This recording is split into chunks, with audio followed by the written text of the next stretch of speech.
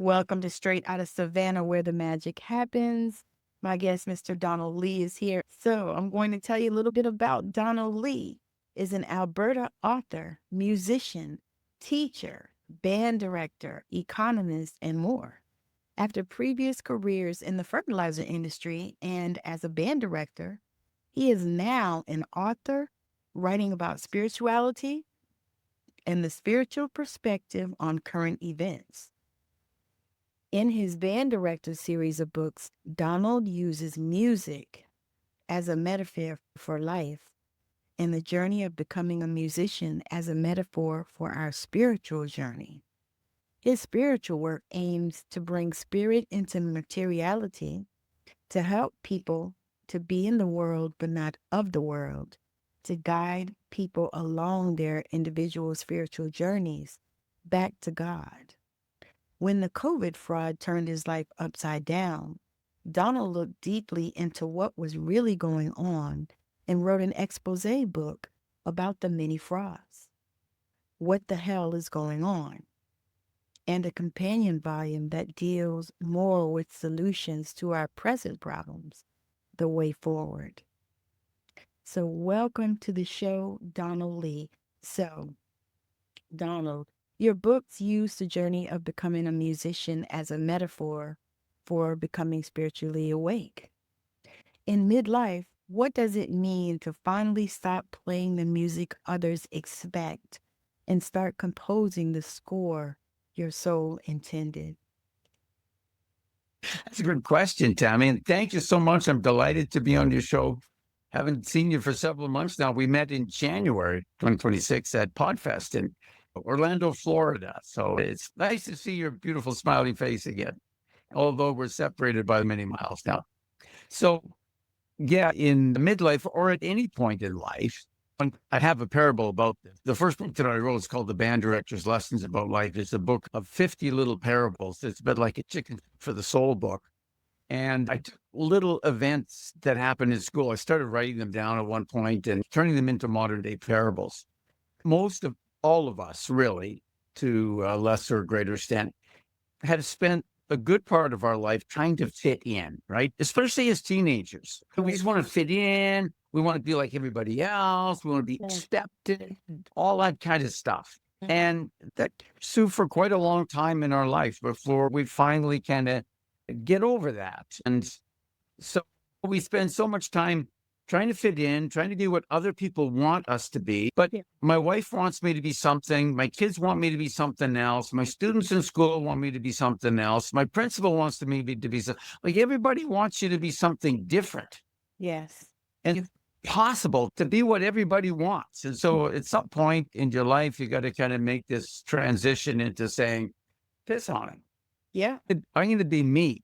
Yes. And they're actually part of the process. And I told my students in school sometimes this, and I tell my grandchildren this too, as they get to the teenage years, that the second decade of our life is really where we're supposed to try to figure out who we are as separate from our parents, right? The first decade roughly of our life, everybody identifies with their parents. Little girls want to be just like their moms. Little boys want to be just like their dads. And we got a picture of one of my kids about 4 years old or something. I'm out cutting the grass, pushing the lawnmower, and he's right along beside me with this little plastic lawnmower. He's pushing the lawnmower right beside me. It's a beautiful example of how little kids, they want to be just little boys, doing just like daddy and stuff. So that's our first decade of life. In fact, there's a name for this, right? They call it imprinting.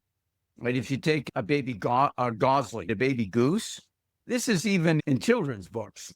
And the first thing they see, they identify with. And so, they're supposed to see their mother first thing or whoever's sitting on the eggs.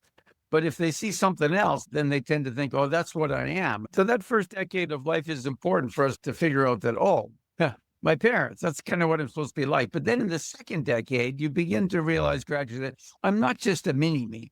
Right? I'm not just a little version of my mother or a little version of my father. And then we kind of start on this search that often takes the rest of our life, is trying to figure out, who am I?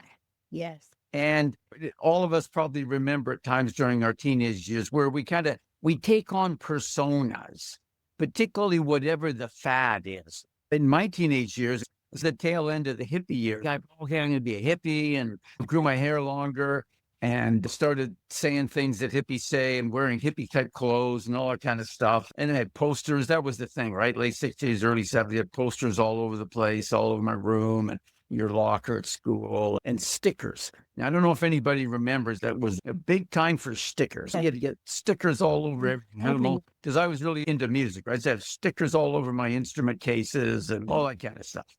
And your So notebooks at we school and everything. Your locker. stickers everywhere. So that kind of was a fad. It kind of changed after a while. But then we try on these personas.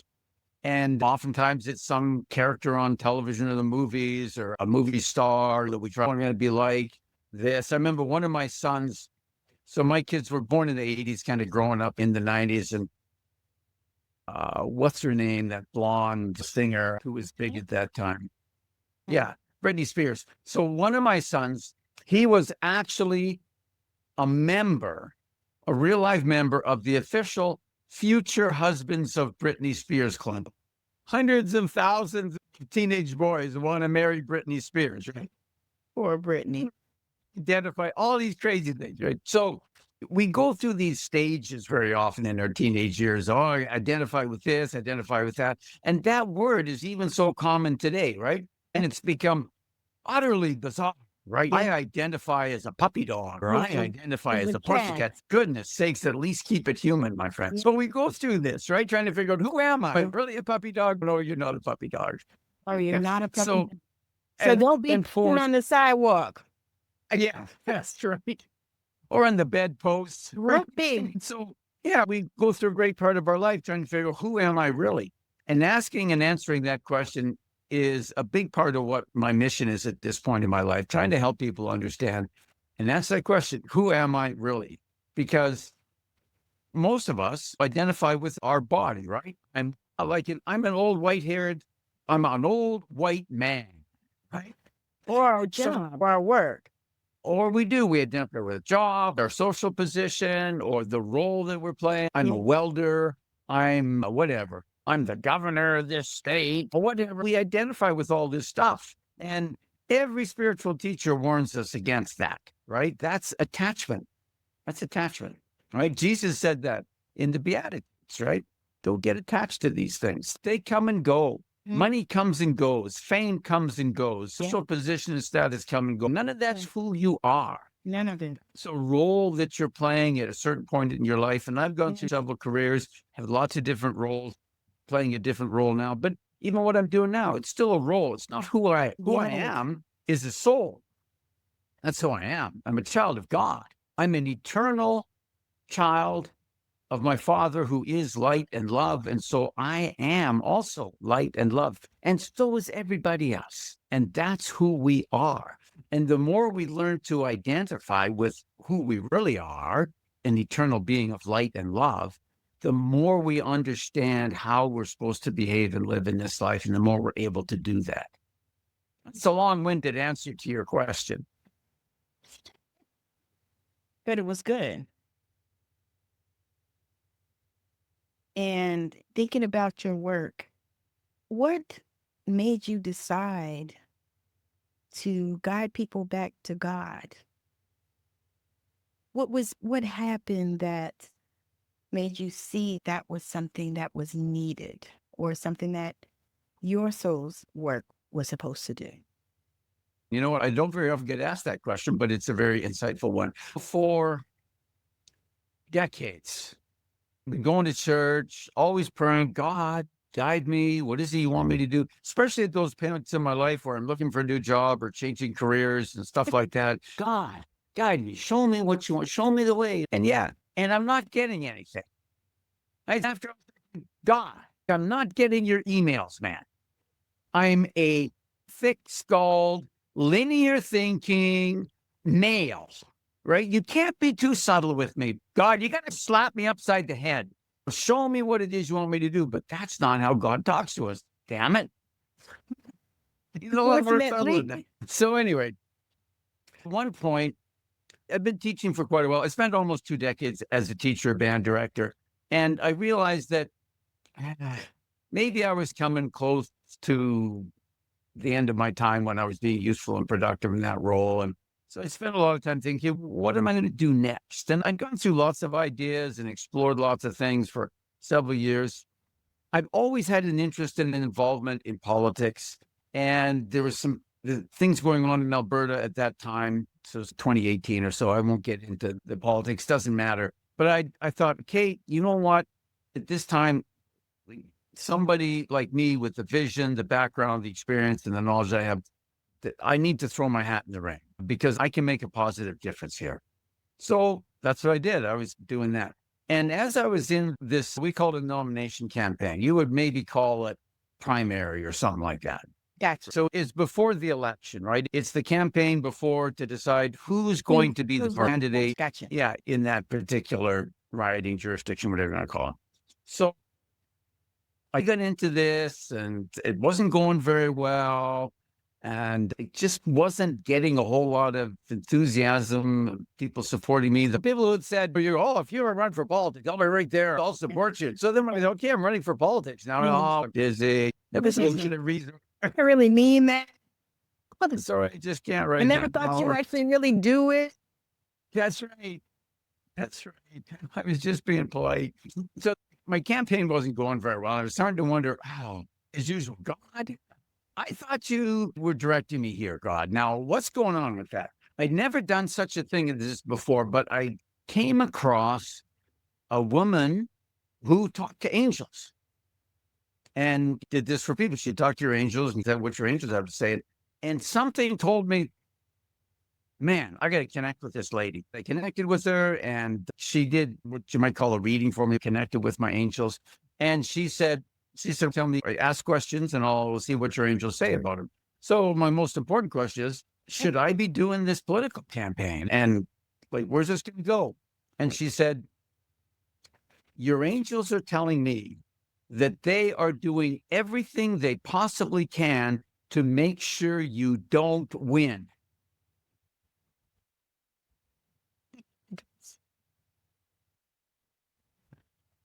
What you do is always up to you. If you want to do this, then you can do it. There's still a chance you might be successful, but if you are successful, you're going to find this very frustrating. You're going to find that you're very constricted, that you really don't have impact on decision making anyway. You're not going to be happy with this if you do that. That's why your angels are working against it. I said, what the heck am I supposed to do? And she said, your angels are telling me you're supposed to be a writer. I thought, what? About of all the things I've thought about for a kind of career to end off my life with, I never ever thought about that. They said, no, that this is the mission you came here to do, is that you're meant to be a writer and you're supposed to write about spiritual things. So I thought, oh, wow, that's different. So it took me a while to kind of change gears in my mind and think, is that right? Well, I am running into a lot of resistance in this political campaign where I'm really not getting anywhere. And it's pretty obvious that I'm going to get literally trounced by this other guy. So let this go. So I dropped out of the political campaign quite suddenly. And I'm sure my wife and other people were pretty surprised that I just changed my mind. And then I started working on my first book. So years before that, actually, I had made a little bit of a start. Because a lot of times as a teacher, there's really funny things that happen in class. So I started writing down one or two of those funny things that I should make a book of humor, because there's several people who have written funny books about their careers. I'm thinking of All Things Bright and Beautiful, the English veterinarian who wrote about funny things that happened when he was a vet. It became a best-selling book. Sometimes people who write books of humor about funny things that happen in their particular professions, but this can be quite impactful. I thought, I can do this, but that didn't really go anywhere. And so it was almost at least 15 years later when I thought, okay, this really should be a spiritual book and helping people to understand, because the whole spiritual realm complicated. Those people who get, and many people are like this, right? You get into a religion, you start going to a church, And you stick with that church, you stick with that religion, you stick with that theology. You kind of learn it reasonably well, or as much as you want to learn anyway. And you just go along with that. But for the true seeker after truth, Yeah. we tend to flit around and we're reading stuff. And I've been like that since I was a teenager. Me It too. was interesting that I grew up in an atheist family. Both my parents confirmed atheists. And the one thing about that, it was very freeing because they didn't care what I read or what I thought. They thought it was all nonsense anyway. I read all kinds of things. I read the Bible, but I also later in high school, I read the Quran, at least most of it. It's really boring. I don't know if you've ever tried to read the Yes. Quran, but it's the most boring and it's full of fire and brimstone. Yeah. If you're anybody's listening who's a pastor and you're looking for material for a fire and brimstone speech, read the Quran, man. It's just full of it. Anyway, which is not like Jesus, right? Jesus talks about love and peace, get along with each other, but the Quran's full of fire and brimstone. These guys are going to get all burned up, and God's going to come down and kill everybody. Whatever, all kinds of stuff like that in the Quran. But I read the Bhagavad Gita. I read Siddhartha by Herman Hesse, which is kind of a somewhat fictionalized story about the life of Gautama, Siddhartha Gautama, who became the Buddha. So I was reading all kinds of things, even as a teenager. So I read philosophy. I was reading Plato and stuff like that as a teenager. So I was always very omnivorous in my reading and interest in metaphysics and religion and spirituality, all that kind of stuff. I became Catholic after I got married. And that was really interesting, learning about that. And I was particularly interested in esoteric Christianity, in the mystical aspect. And the Catholicism Christian history, we have all kinds of saints who were great seers and mystics, all kinds of fascinating to look into that. And most people don't. Most people avoid that aspect of Right. Christianity. So I had all these things. And That's on and I was purpose. teaching in the Catholic school. So I've been teaching religion at the junior and senior high school level. So I know I'm not a priest. I'm not a pastor. I don't have a degree in theology or anything like that. But it's probably a good thing, actually.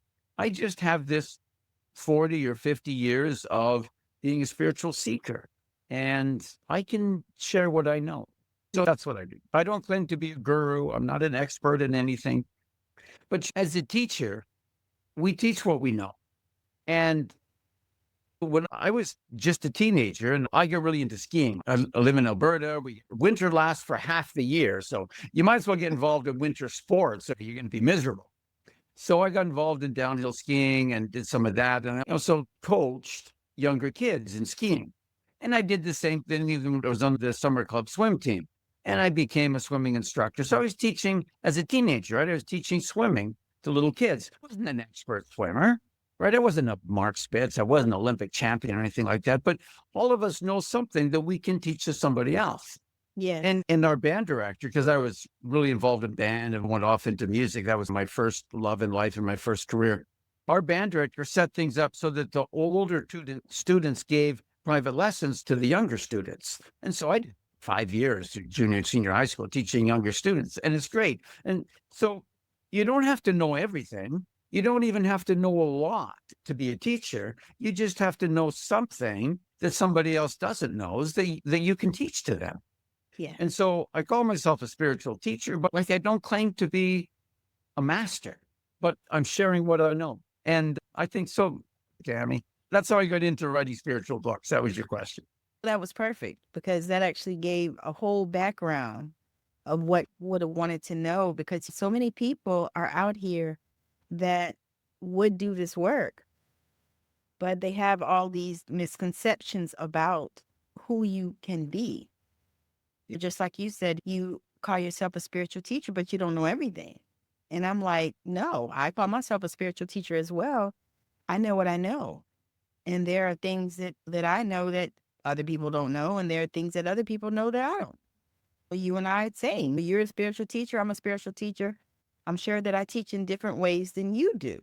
And I'm sure that there are different focuses even in that because spirituality is just so vast and there's so much and so many rabbit holes that we could go.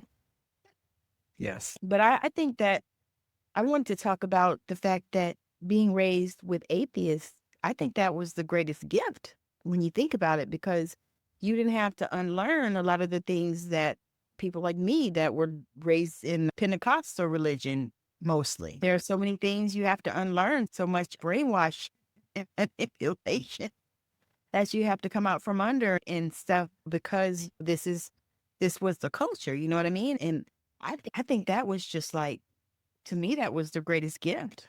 Like you said, freedom, because then that gave you the opportunity to explore different things, and see things from different perspectives. Whereas I was like you at 15, I read the autobiography of a yogi Oh, because I was, it's on my reading list. I was going to I'm say, always as a writer now, I'm always reading too. And I got stacks of books on the go and I have an even bigger list. I got to read that one someday. yeah, Yeah. So yeah, I- autobiography of Yogi. That's great. That's a famous one. I'm listening to it again because, of course, I don't remember that much of it from Yeah. 15. But I remember reading it and I was doing yoga at the time, which the church said was the devil. But I was doing yoga and I was doing meditation and different things like that at 15. So I was like, all right. And so I'm listening to it now. I have it pulled up on YouTube. And you can pull up, Proceed. yeah, you can pull up the audiobooks right on YouTube. So I'm listening to it again now. But my point for that was when you come up where, to me, it's like you had a clean slate. Yeah. Like me, I had to hide that stuff. Yeah. That stuff was of the devil and things like that. And just like my poor babies, they told them that Pokemon was of the devil. And what was the other thing? Harry Potter. You know what I mean? And so I'm like, oh my God. And so when I hear people that had a clean slate and you could just come in and just explore what your soul wanted to explore without any consequences. Yeah. No restrictions, no judgment. Right. Nobody, you didn't have to hide the book under your underwear in the drawer or something like that, where your mother hopefully wouldn't look except when you Right. put your clothes away. I think about that as how, but I always say that our experiences were tailor made for us. Where what? Our experiences were tailor made for us. Oh, yes. Yeah. So Well, whatever, because we created them, really. yes, yes, yes. And it's when I consider that and when I speak to people even about that, they're like, what? I said, yeah, that you decided to do this. This is what you created for yourself. Yeah. It's not anybody else. So you can't be running around here blaming somebody else for this thing that you created. Yeah. Yeah. Yeah. That's very hard to accept. This is a very unchristian idea that we chose to come here into the body that we're in, into the family that we chose this. It's interesting. I was at a little conference probably 3 years ago now, and I got to talking with this young couple. They had 5 or 6 kids. I can't remember which one it is. They had a family of kids. I got 4 kids and 9 grandchildren now. So it's my grandchildren that are growing up now. Anyway, they had 5 or 6 kids, and not many people have that bigger family anymore. And they said, yeah, we were going to cut it off. Okay, man, let's just say they have 6 now. We were going to cut it off at 5. We figured that was enough. And we talked to the other kids, and they said, probably 5 of us is enough, and it's all good. And then, because this woman was somewhat psychic too. So then I got this message that there's another baby coming, that there's another soul that wants to come in here. And at first I was going, oh, no, we're done. But this little soul really wanted to come in.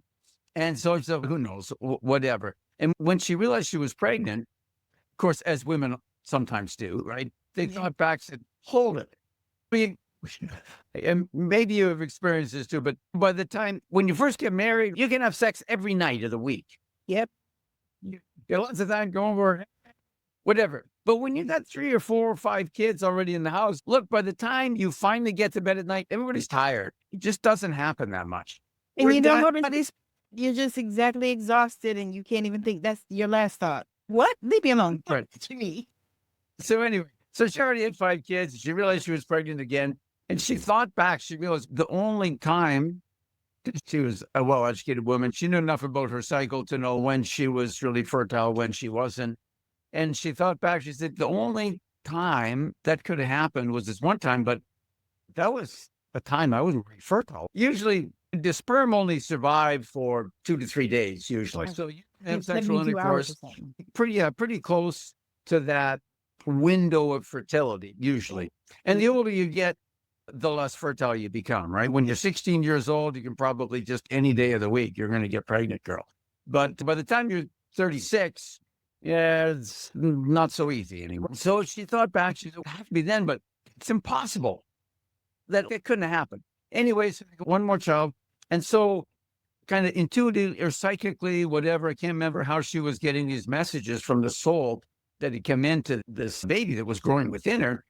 But anyway, she had this conversation at one point. She told me, but she said, or the soul that was coming in said, oh, I really need to be your child and I need to be born here. And so she said, oh, is that because I'm such a good mother? And the soul said, no, no, because I want to be with the brothers and sisters.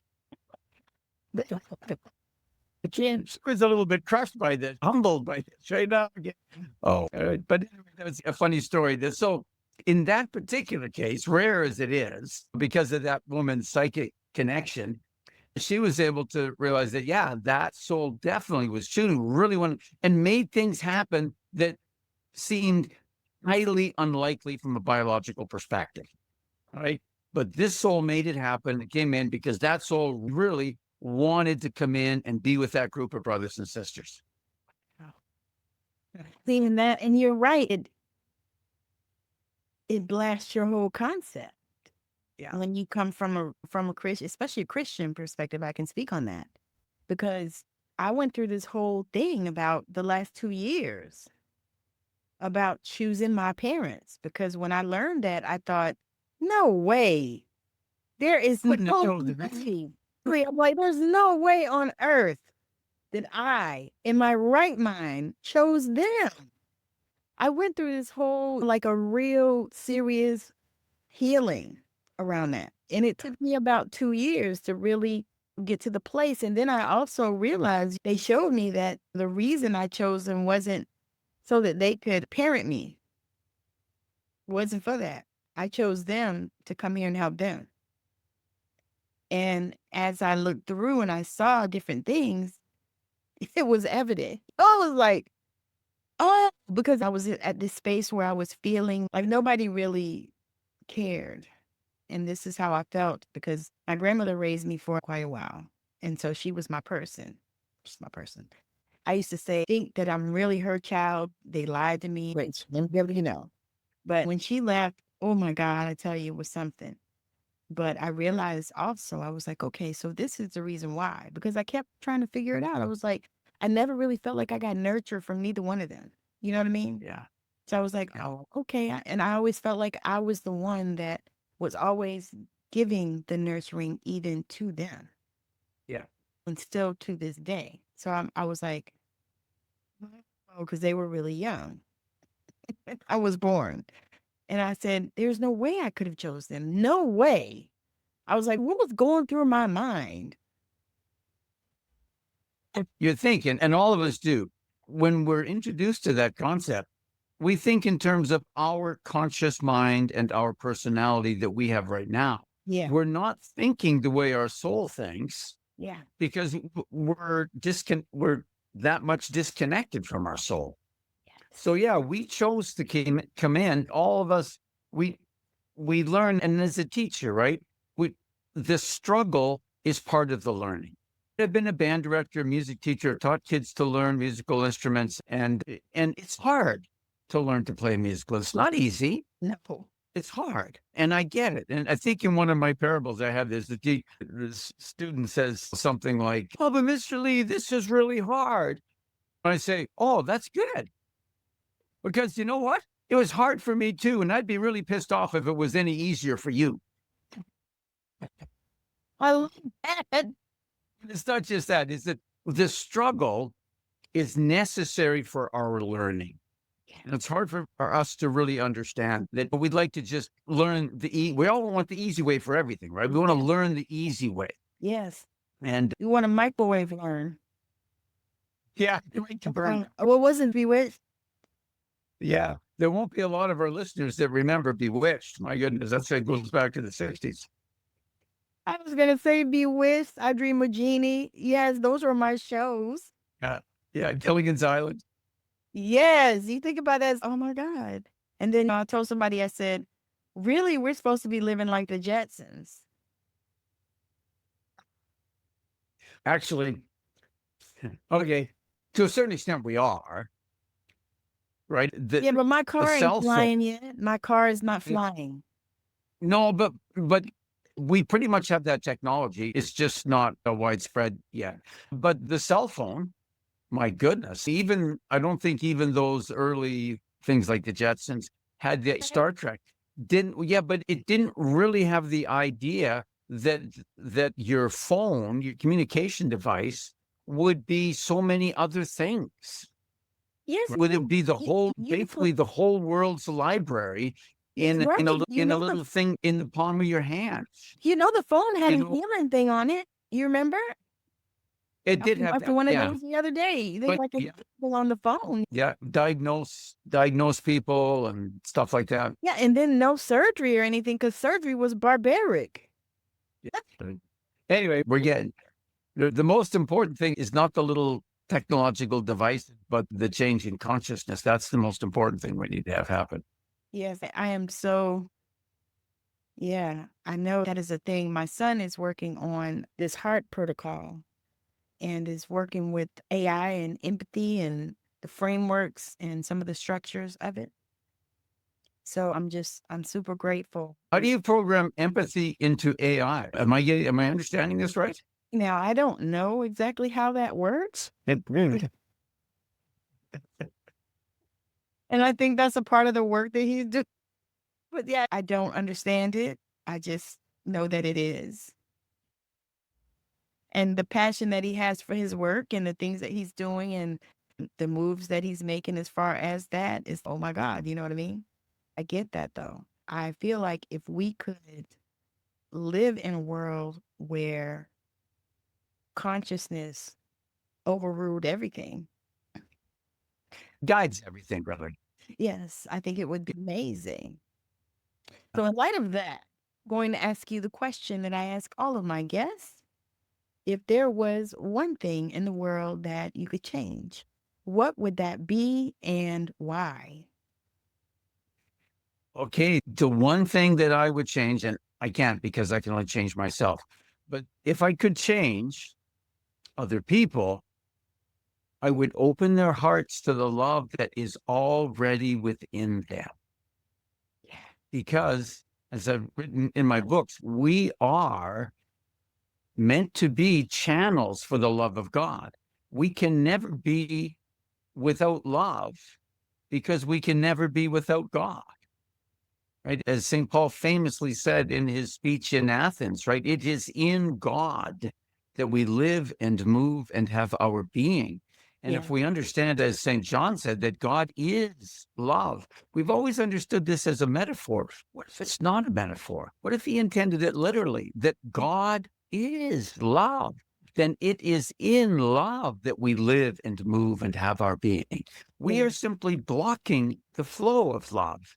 Yeah. And I wrote in one of my little parables that love is energy, really, right? But I compared love to other forms of energy. And we learn in junior high school usually about kinetic energy and potential energy. Kinetic energy is flowing. The lights are on in my house right now. So electricity is flowing through the wires and making the lights light up.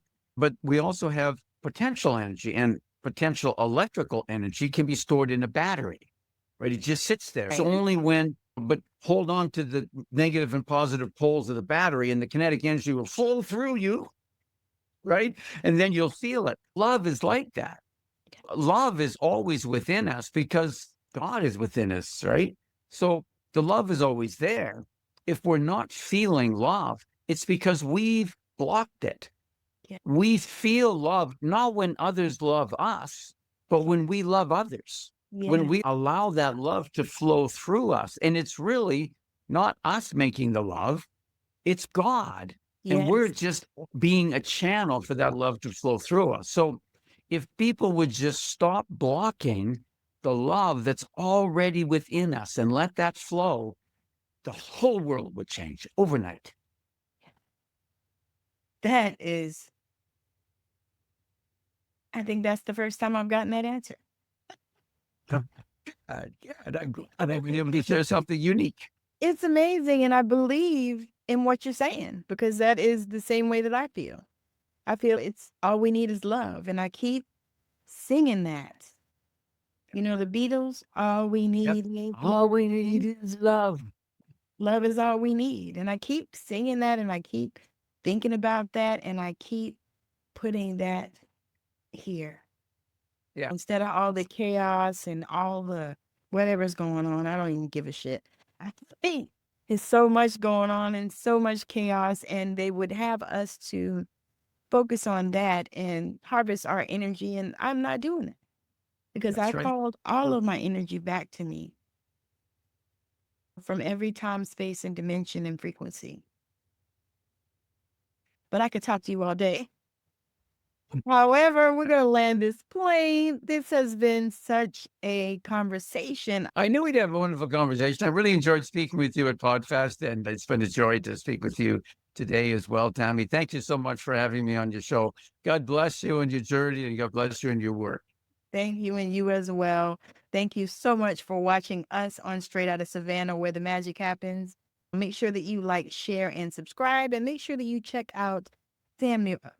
Why am I calling you Samuel? Donald Lee. Donald. His links will be in the show notes and everywhere that you can find him. Where is the best place for people to connect with you? The best place is actually my website. It's easy to remember. It's cominghomespirit.com because all of us are on a journey, a spiritual journey back home to God. So if you just put in cominghomespirit.com, you'll get there. And actually, if you go to my website, there's two little free mini ebooks. One is for those of you who are watching, right? This is my book of parables, the band director's lessons about life, 50 little parables. I've taken 5 of the 50 parables, and I've put them together with the introduction and a few other parts, and I put them into a little free book that you can get for free. If you want to go to my website, you'll find links to click that and download that, and I'm sure you'll enjoy the parables. Very Free nice. gift to all of our listeners. Very nice. I love that. Thank you. So thank you so much for joining us. Wherever you're listening or watching, make sure that you like, share, subscribe, and download. It really helps the show so that we can push more out here and get more people here that can share this wonderful consciousness with you.